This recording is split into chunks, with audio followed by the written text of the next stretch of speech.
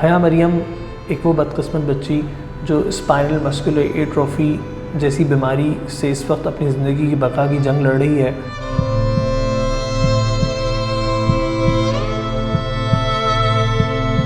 जैसे जैसे मेरी बेटी बड़ी हो रही है मुझे नज़र आ रहा है कि विद टाइम वो लिटरली वो अपनी सांस के लिए, वो सिर्फ अपनी ब्रीदिंग के लिए एक जंग लड़ रही होती है। She can not feed directly from her mouth. हम उसको एनजी फीड यानी नाक से एक ट्यूब पास करते हैं और वहाँ से हमने उसको फीड देते हैं।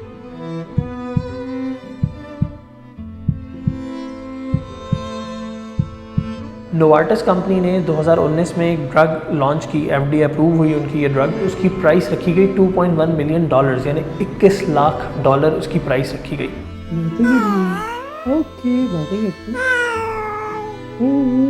होप फॉर हया कैंपेन का हमारा स्लोगन है $20 1 लाख पीपल, यानी तकरीबन 5,500 रुपये बनते हैं।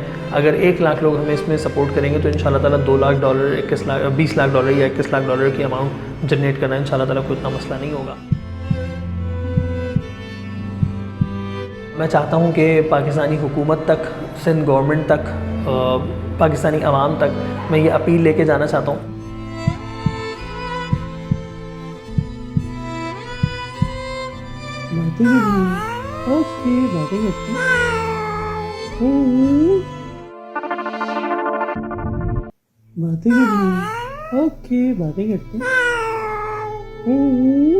अस्सलाम वालेकुम, I am doctor Farhan Farooq. By profession I am a dentist.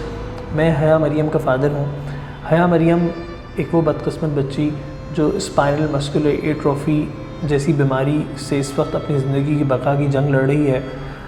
ये बीमारी स्पाइनल मस्कुलर एट्रोफी एक जेनेटिक डिज़ीज़ है, एक रेयर जेनेटिक डिज़ीज़ है जिसके के अंदर बच्चे के पट्टे यानी उसके वो मसल्स जो कि उसको मूवमेंट में मदद देते हैं, जिससे अपने हाथ पैरों की मूवमेंट, ना सिर्फ ये मूवमेंट्स बल्कि वो मसल्स जो बच्चे को खाना निगलने में, सांस लेने में हेल्प करते हैं, वो भी इसके अंदर शिकार होते हैं और वो आहिस्ता आहिस्ता वो मसल्स अपनी मूवमेंट, अपनी कैपेबिलिटी छोड़ते चले जाते हैं और वो मसल्स वीक होते चले जाते हैं। ना सिर्फ ये कि बल्कि वो मसल्स एक वक्त आता है कि वो मसल्स ख़त्म हो जाते हैं। इसी वजह से वो बच्चे जो SMA टाइप 1 यानी 6 महीने से पहले जो इस डिज़ीज़ का शिकार हो जाते हैं और जो 6 महीने से पहले इस डिज़ीज़ के साथ जिनको ये डिज़ीज़ डायग्नोज हो जाती है, SMA टाइप 1 वाले बच्चे 2 साल से ज़्यादा सर्वाइव नहीं कर पाते।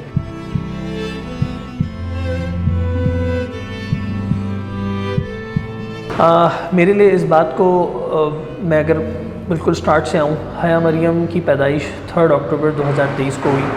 अल्हम्दुलिल्लाह हर चीज़ बहुत अच्छी थी, सब कुछ बहुत अच्छा जा रहा था। जनवरी फरवरी तक हम अपनी बेटी के साथ अपनी ज़िंदगी बहुत अच्छे से एंजॉय कर रहे थे। मुझे अच्छी तरह याद है फरवरी के स्टार्ट की बात है, बच्चों को नमूनिया जिस तरह से नॉर्मली चेस्ट इन्फेक्शंस और कंजेशन और ये सब चल रहा होता है, तो हया को भी थोड़ा सा नज़ला ज़ुकाम और इसी तरह चेस्ट कंजेशन शुरू हुआ और मैंने जो है वो डॉक्टर्स को दिखाया सारा कुछ, लेकिन उसका वो जो चेस्ट इन्फेक्शन था, उसका जो कंजेशन था वो बढ़ता चला गया। लेकिन कुछ मामलात ऐसे थे, कुछ चीज़ें ऐसी थीं जो हमें थोड़ा सा फिशी कर रही थी। वो इस तरह से था कि हमने फरवरी में ही, यानी हम तकरीबन जब हया दूसरे तीसरे महीने में पहुंची थी तो हमने नोट किया कि हया अपना एक हाथ थोड़ा सा टर्न करके रखती है। हया की मूवमेंट थोड़ी सी कम थी। तकरीबन बच्चा 3.5-4 महीने की उम्र में अपनी नेक होल्ड कर लेता है, अपनी गर्दन संभाल लेता है, सब कुछ नॉर्मल था, मगर वो अपनी गर्दन नहीं संभाल रही थी।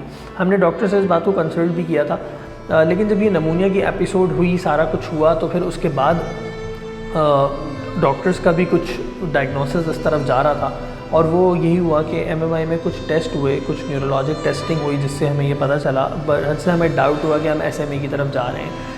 उसी दिन से मैंने SMA के बारे में पढ़ना शुरू किया, मैंने उसको देखना शुरू किया, लेकिन जो फ़ाइनल इसका टेस्ट होता है वो एक जीन टेस्ट होता है, SMN जीन टेस्ट होता है। फ़ाइनली जब जीन टेस्ट के ऊपर इस बात का हमें पता चल गया तो हमारी मुलाकात एक जीन स्पेशलिस्ट पाकिस्तान में, मेरी नॉलेज के मुताबिक पाकिस्तान में एक ही जीन स्पेशलिस्ट हैं, डॉक्टर सलमान गिरमानी, उनसे हमारी मुलाकात हुई।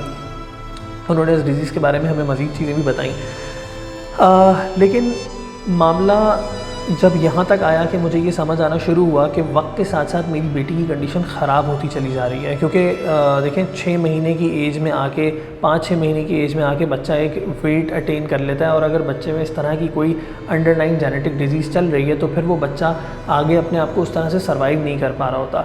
जैसे जैसे मेरी बेटी बड़ी हो रही है मुझे नज़र आ रहा है कि विद टाइम वो लिटरली वो अपनी सांस के लिए, वो सिर्फ अपनी ब्रीदिंग के लिए एक जंग लड़ रही होती है।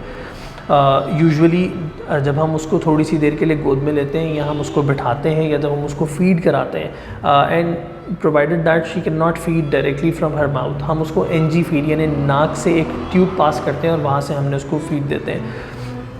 जब हम उसको फीड देते हैं उसके बाद लिटरली 4-4, 5-5 मिनट तक वो बहुत गहरा सांस लेती है। वो बच्ची अपनी सांस के लिए जंग लड़ती है, उसकी पूरी बॉडी स्वेटिंग करती है, उसके माथे के ऊपर पसीना आ जाता है, जो उसकी जिस गद्दे पे वो लेटी होती है, जहाँ वो बैठी होती है, वहाँ पूरे में पसीना आ जाता है। ये एक ऐसा तकलीफ़देह अमल होता है, ऐसा तकलीफ़देह मामला होता है, और ये हर दिन में 2-3 घंटे के बाद हमने उसको फ़ीड देना है, वरना वो हाइपोग्लाइसीमिया में जा सकती है। और ट्यूब हमारे लिए एनजी ट्यूब उसका एक ही रास्ता है उसको फ़ीड देने का, जो कि उसकी एनजी ट्यूब है, जो कि हमें हर 10-12 दिन के ऊपर चेंज करनी होती है। मैं इस बीमारी के बारे में बताता चलूँ कि जब मुझे इस बीमारी के बारे में पता चला, स्पाइनल मस्कुलर एट्रोफी के बारे में, तो मुझे ये गुमान हुआ कि ये इतनी रेयर है, क्या पाकिस्तान में किसी को इसके बारे में नहीं पता, क्या पाकिस्तान में ऐसी कोई और बच्चे नहीं हैं। तो मुझे फॉर्चुनेटली बहुत सी ऐसी कम्युनिटीज़ मिली, बहुत सी ऐसी फैमिलीज़ मिली, फेसबुक पे, व्हाट्सएप पे ग्रुप्स बने हुए थे।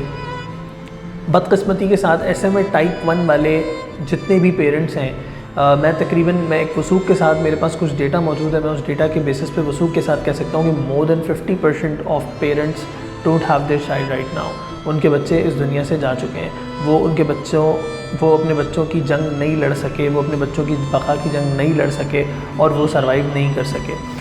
बहुत सौ के साथ मुख्तलिफ़ एपिसोड्स रहीं, कोई सांस की तकलीफ़ की वजह से चला गया, कोई जो है वो खाना फीड प्रॉपर्ली ना जाने की वजह से चला गया। लेकिन हमें समझना यही है, या बदकिस्मती हमारे मुल्क की यही है कि हमें ऐसी बीमारियों के बारे में पता तभी चलता है जब बच्चे की कंडीशन बहुत क्रिटिकल हो जाती है। मैं पढ़ रहा था, मैंने देखा, मैंने लोगों से मालूमात की, डेवलप्ड कंट्रीज़ में, यूएस में, यूके में जेनेटिक डिजीज़ के लिए स्क्रीनिंग हो जाती है, उसको पहले ही पकड़ लिया जाता है। जिस ट्रीटमेंट के लिए मैं ये सारी कैंपेन रन कर रहा हूँ, अभी मैं उसकी तरफ भी आता हूँ। मुझे जब उस ट्रीटमेंट के बारे में पता चला, यकीनन मेरी तरह बहुत सारे लोगों को भी इस बात पे यकीन नहीं आ रहा। नोवार्टिस कंपनी ने 2019 में एक ड्रग लॉन्च की, FDA अप्रूव हुई उनकी ये ड्रग, जिसका नाम है Zolgensma gene therapy. Gene therapy basically usually genetic disease का कोई इलाज नहीं होता, जो जीनियाती बीमारियाँ होती हैं उनका कोई इलाज नहीं होता, लेकिन ये इलाज उन्होंने दरियाफ़्त किया और ये कामयाब हुआ। कामयाब होने के बाद 2019 में जब ये लॉन्च हुआ तो उसकी प्राइस रखी गई $2.1 मिलियन, यानी $21 लाख उसकी प्राइस रखी गई। दुनिया में मैं नहीं समझता कि कोई भी नॉर्मल इंसान ये प्राइस अफोर्ड कर सकता है, और इसके लिए इंश्योरेंस कंपनीज़ और थर्ड पार्टी ऑर्गेनाइजेशंस काम करती हैं। पाकिस्तान में हमारे पास ऐसी कोई ऑर्गेनाइजेशंस या ऐसे कोई इदारे मौजूद नहीं थे जो मुझे उस तरफ लेके जाते। मुझे इसके लिए ख़ुद वर्किंग करनी थी, और मैंने जब इसके लिए देखा, पढ़ना शुरू किया, तो मैंने देखा लोगों ने फ़ंड रेजिंग कैंपेन लॉन्च की। मैंने होप फॉर हया के नाम से वेबसाइट, सोशल मीडिया अकाउंट्स, एक प्रॉपर क्राउड फंडिंग प्लेटफॉर्म्स लेके एक प्रॉपर मैंने ऑर्गेनाइजेशन मतलब एक कैंपेन मैंने लॉन्च की।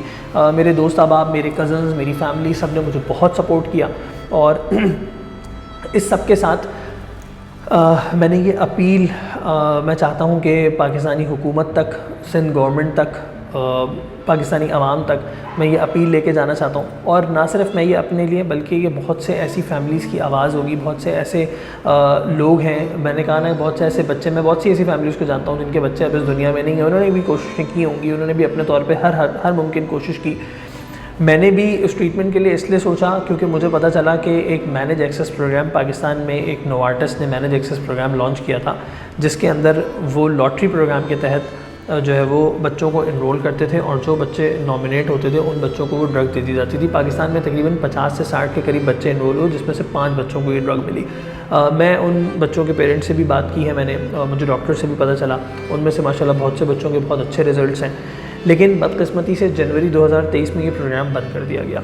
पाकिस्तान की कुछ पॉलिसीज़ थी, या नोवार्टिस कंपनी ने पाकिस्तान के साथ इस ड्रग को आगे लेके नहीं जाना था, व्हाटएवर, लेकिन उन्होंने वो प्रोग्राम बंद कर दिया। यानी अब हमारे पास वो होप भी ना रही।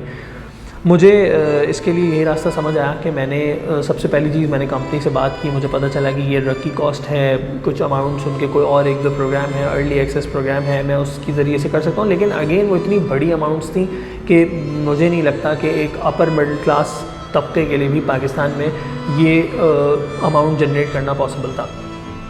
लेकिन मुझे होप, मुझे हौसला हया की वजह से था। और माशाल्लाह आप लोग अगर hopeforhaya.org मेरी वेबसाइट है जिस पे मैंने उसको सारा कुछ उसका डेटा है, होप फॉर हया के नाम से फेसबुक, सोशल मीडिया अकाउंट सारे, इंस्टाग्राम सारे अकाउंट्स मौजूद हैं, वहाँ पे देख सकते हैं। अल्हम्दुलिल्लाह लोग खड़े, मुझे बहुत से सेलिब्रिटीज़ ने माशाल्लाह सपोर्ट किया, और मेरे आसपास मेरी इमीडिएट फैमिली, मेरे कज़न्स, मेरे दोस्त अहबाब, उन्होंने मुझे बहुत सपोर्ट किया, मेरी ऑर्गेनाइजेशन ने उन्होंने मुझे बहुत सपोर्ट किया। और इंशाल्लाह मुझे पूरी उम्मीद है कि अल्लाह ताला की ज़ात से कि कहीं ना कहीं कोई ना कोई वसीला बनेगा, और गवर्नमेंट लेवल पे, ऑर्गेनाइजेशन लेवल पे कहीं ना कहीं कोई ना कोई रास्ता हमारे लिए निकलेगा। मैं अपनी कैंपेन का एक स्लोगन बताता चलूँ। होप फॉर हया कैंपेन का हमारा स्लोगन है $20 1 लाख पीपल, यानी तकरीबन 5,500 रुपये बनते हैं। अगर 1 लाख लोग हमें इसमें सपोर्ट करेंगे तो इंशाल्लाह ताला $2 लाख, 20 लाख डॉलर या 21 लाख डॉलर की अमाउंट जनरेट करना इंशाल्लाह ताला कोई इतना मसला नहीं होगा। और मुझे पूरी उम्मीद है कि मेरा ये मैसेज कहीं ना कहीं पहुँचेगा और इसका कोई ना कोई इफ़ेक्ट ज़रूर आएगा। Thank you so much.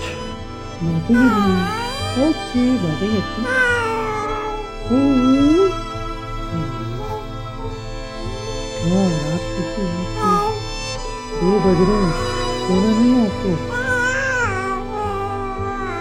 दादी मम्मी